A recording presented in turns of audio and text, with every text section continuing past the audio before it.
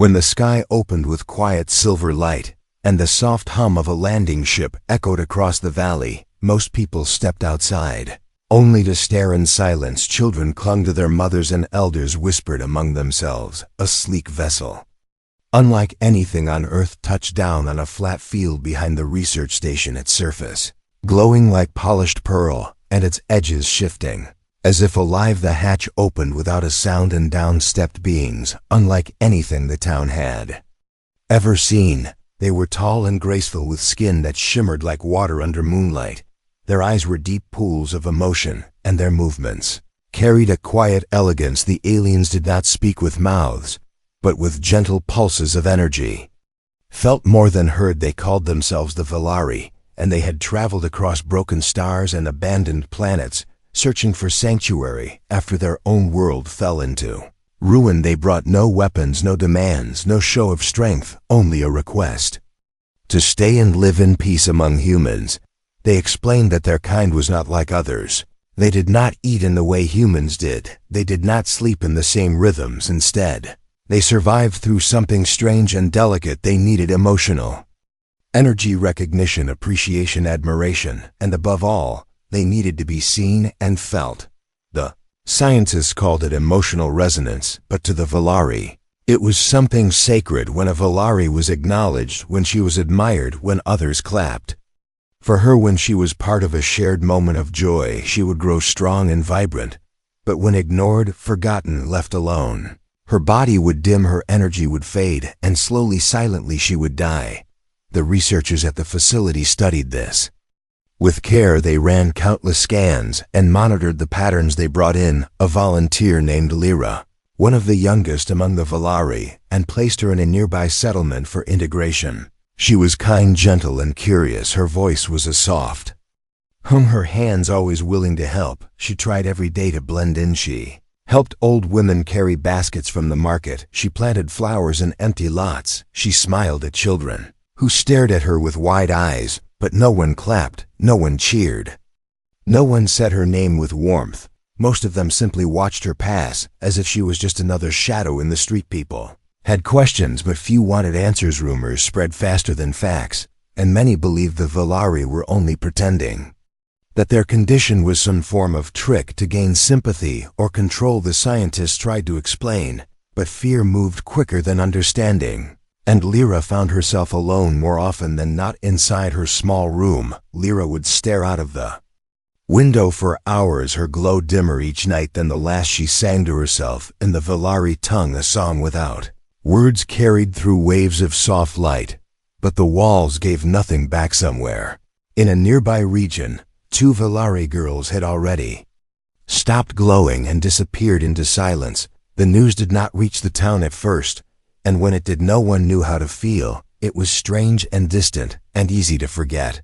Lyra knew, though she felt it in her chest like a fading echo of something lost. And so her story began, not with shouts or war or grand adventure, but with the quiet truth of a girl who needed to be seen in a world too busy to look. A girl whose life depended on a sound as simple as hands meeting in appreciation, a sound that still had not come. Each morning, Lyra stepped out of her quiet room with a soft glow still clinging to her skin like morning dew. She walked the same streets where people rushed past, her eyes forward, feet fast, as if they were afraid to meet her gaze. She carried small bags for neighbors, picked up fallen fruit from the market stall, dusted benches in the park, and placed tiny crystal flowers from her homeworld along the pathways, hoping someone might notice their glow. But no one asked her about them, and no one smiled back.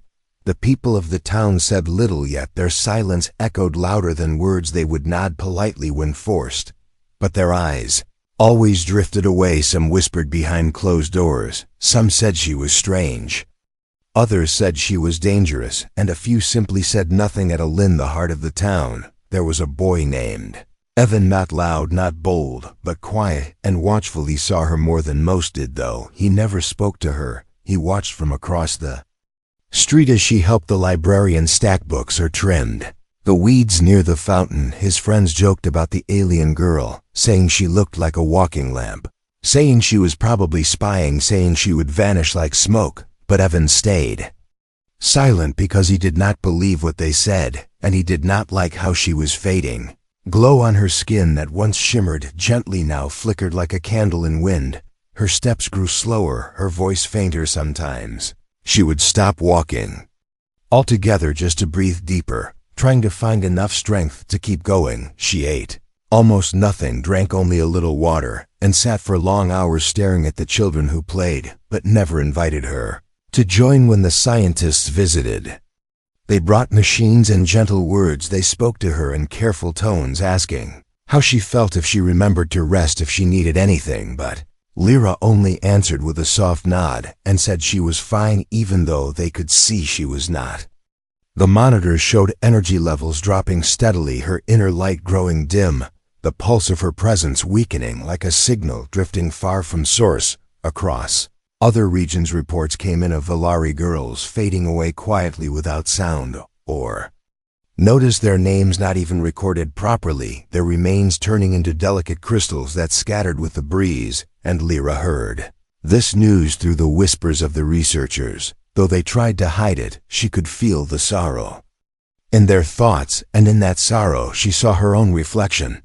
Still, she continued to help the townspeople, even when they turned away. She swept dust from the community hall, arranged chairs before meetings, decorated corners of streets with folded paper birds she had learned from a child once. Yet, when the meetings ended and people clapped for speeches or announcements, no one clapped for her. No one turned to say thank you. No one even seemed to remember that she had been there. Evan watched her from his window one evening when she walked past the bakery and paused to look at the loaves inside. Her hand touched the glass briefly, and for a moment he thought she might enter, but she turned and kept walking, her shoulders low, her glow nearly invisible. He had never seen someone look so much like a fading star, something once bright now barely holding on at home. She sat on her bed listening to the hum of machines from the research post nearby. Her fingers moved slowly over the edge of a paper bird she had folded that morning, and her thoughts drifted to her sisters, lost to silence across the sky. She wondered if they had felt the same weight in their chest, the same quiet ache, the same longing for a sound that never came. She whispered their names to herself, names only the Valari would remember, and as she did, a single crystal tear slipped down her cheek, catching what little light remained within her, a small signal sent into the stillness of a world that had not yet clapped. The wind carried dust across the narrow streets as children chased each other near the town square, their laughter rising while Lyra watched from behind the edge of the library wall, her hands folded gently, her body quiet like a statue made of forgotten light. Even the sun seemed to pass over her without warmth, her glow now so faint it barely touched the ground around her. Evan stood at the other end of the street pretending to read the notice board, though his eyes kept glancing toward the figure near the wall. He noticed how she did not move, how her breath came shallow, how her head remained tilted downward, not in thought, but in something heavier, something like surrender. He remembered seeing her weeks ago arranging the benches, planting glowing vines, smiling softly at an old woman near the garden wall. But that smile had vanished like a memory carried off by time. That evening Evan returned home, his thoughts restless, the dinner on his plate untouched as his mind replayed the way her shoulders had curved inward, the way her skin no longer held that shimmer he had once seen when she passed beneath the morning light. His younger brother asked what he was thinking, but Evan shook his head and said nothing, though the feeling stayed. The next day he saw her again, but this time not standing, not walking, not moving at all. She was lying near the riverbank, just beyond the trees where no one usually went, her body curled like fallen cloth, her hands loosely resting on her chest and her glow barely visible, like the last flicker of a fire about to vanish. He rushed toward her, unsure what to say, unsure what to do, but he knelt beside her and placed his hand near her shoulder, feeling the chill of her skin. Cold like death, but cold like loneliness. Her eyes opened slowly, not with fear, not with pain, but with something softer, something like apology. She whispered words he could barely understand, telling him she had tried, telling him it was all right, telling him not to feel sorry, because this was just how it worked. Her kind lived through presence, through emotion, through being seen, and she had not been seen enough, not by the ones who mattered, not in the way. That gave life. Evan felt something move inside him, something strong and quiet, like a spark reaching toward flame. He lifted her, gently carried her in his arms, through the empty streets, past silent doors and dim windows, until he reached the community hall where the researchers were setting up equipment. He shouted for help, and voices came running. Wires were checked, monitors were connected, but the numbers on the screen brought only silence. The glow was almost gone, the light barely clinging to the edges of her presence. He turned to the lead researcher and asked why no one had done anything, why they had not told people what would happen if she was ignored, and the answer came slowly with heavy eyes: because they had tried, because most did not listen, because people feared what they did not understand, and understanding needed effort that few were willing to give. Evan stood in the center of the hall, his voice trembling as he told the others what he had seen, what he had felt, what she had said. He posted her story online, wrote a simple message with her name and what was happening. He shared pictures of her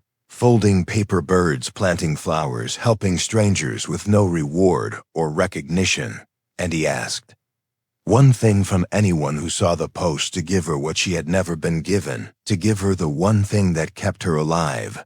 Message spread not like fire, but like quiet rain reaching corners. Slowly but surely people started to react, some in disbelief, some with guilt, some with wonder. Comments poured in, likes followed, then videos of others talking about her story, her kindness, her fading light. Soon her name became more than a whisper. It became a signal across the network, a gentle call asking the world to notice her before it was too late. In the hall she remained still, but the machines showed something different. Now a pause in the decline, a tiny rise in the numbers. Her fingers moved ever so slightly, her breath deeper, her glow no longer vanishing completely, just barely returning, like dawn after long night outside.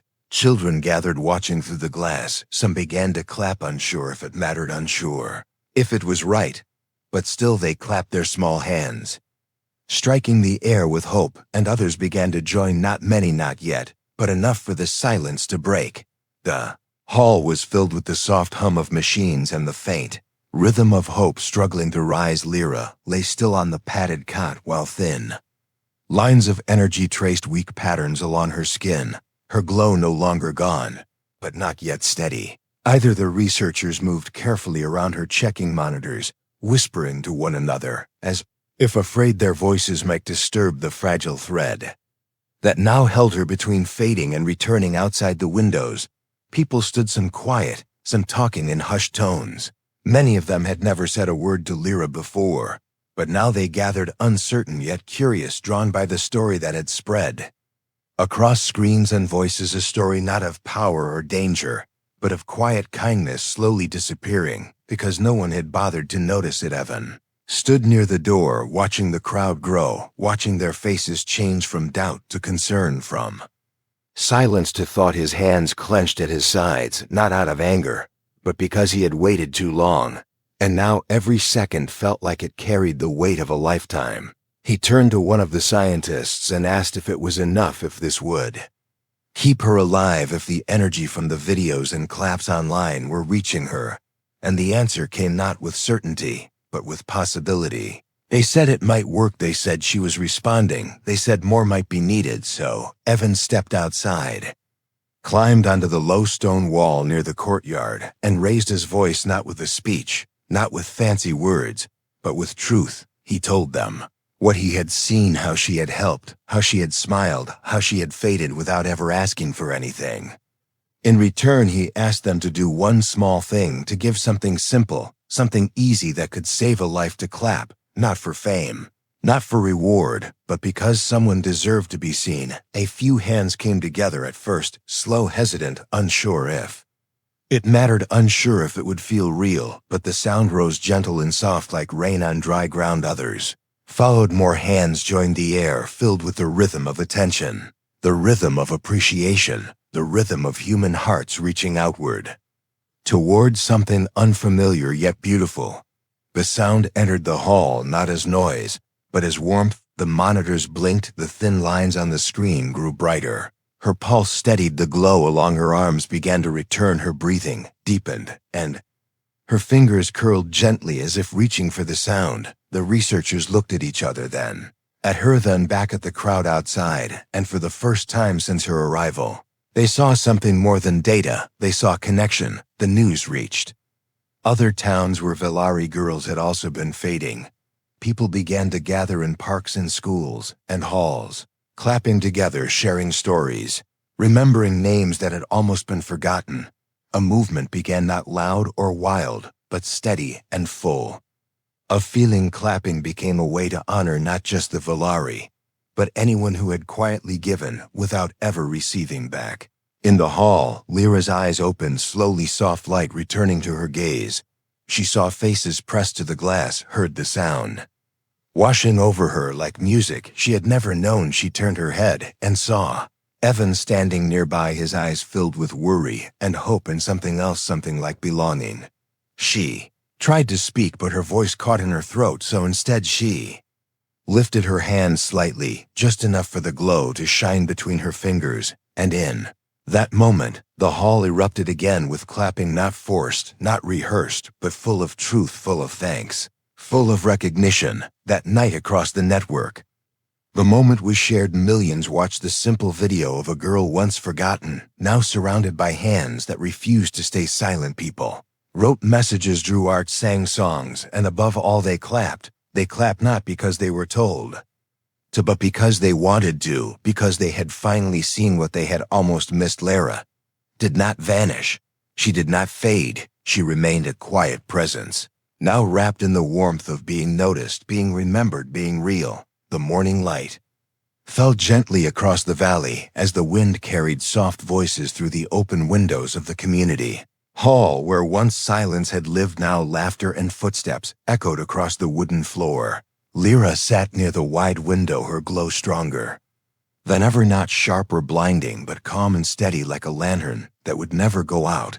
She watched the people pass outside, their faces now full of warmth instead of fear, their hands waving as they walked by, their smiles no longer forced or uncertain, but real and simple. And human children came to visit, often bringing paper birds or small drawings, asking her questions about her world, about her people, and about the stars beyond the clouds. She answered with stories full of wonder, her voice now stronger, her eyes full of color as she spoke of places no human had ever seen, and of songs made from light that echoed across her home skies.